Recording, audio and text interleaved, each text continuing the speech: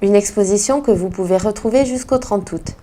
Une autre exposition, un autre style, pour la clôture des fêtes d'Agetmau, des tracteurs de collection et des animaux était exposée lors d'une matinée champêtre. Lune Chancelade nous fait un compte-rendu de ce moment. Les enfants étaient aux anges ce matin.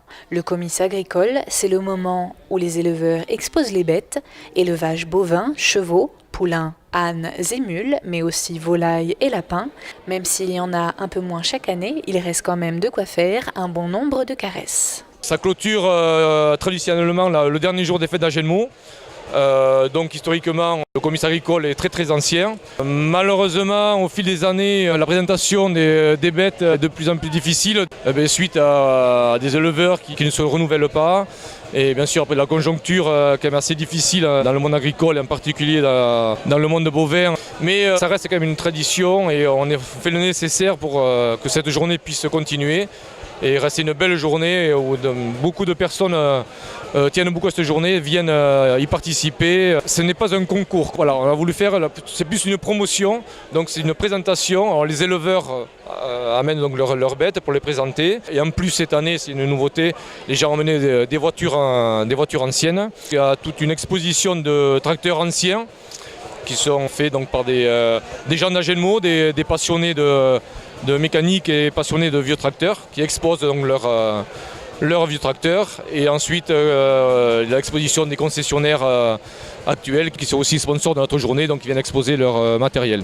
Alors que les tracteurs modernes s'imposent par leur taille et leur technologie, les ancêtres, dont un de 1933, ont attiré également de nombreux curieux, petits et grands. En fait, déjà par rapport aux nouveaux tracteurs, c'est un charme complètement différent. C'est-à-dire que chaque tracteur a sa particularité. Il y a des 2 temps, il y a des 4 temps.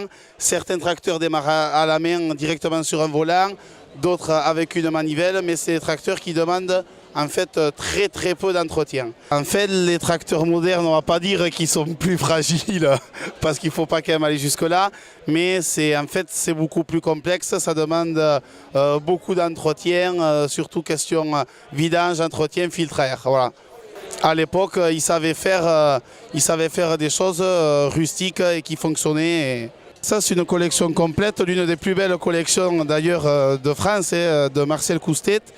En fait, ce sont des tracteurs français, Société française Vierzon.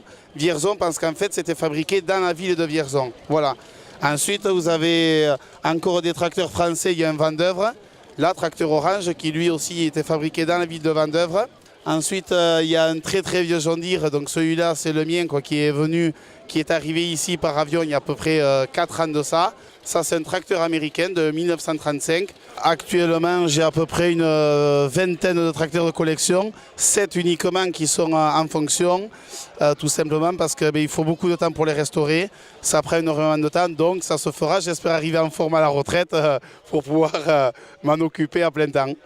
Alors que les organisateurs récompensaient les exposants pour clôturer cette matinée champêtre, d'autres profitaient de quelques tours à bord de ces tracteurs qui en passionnent plus d'un, qu'ils soient anciens, modernes ou en plastique.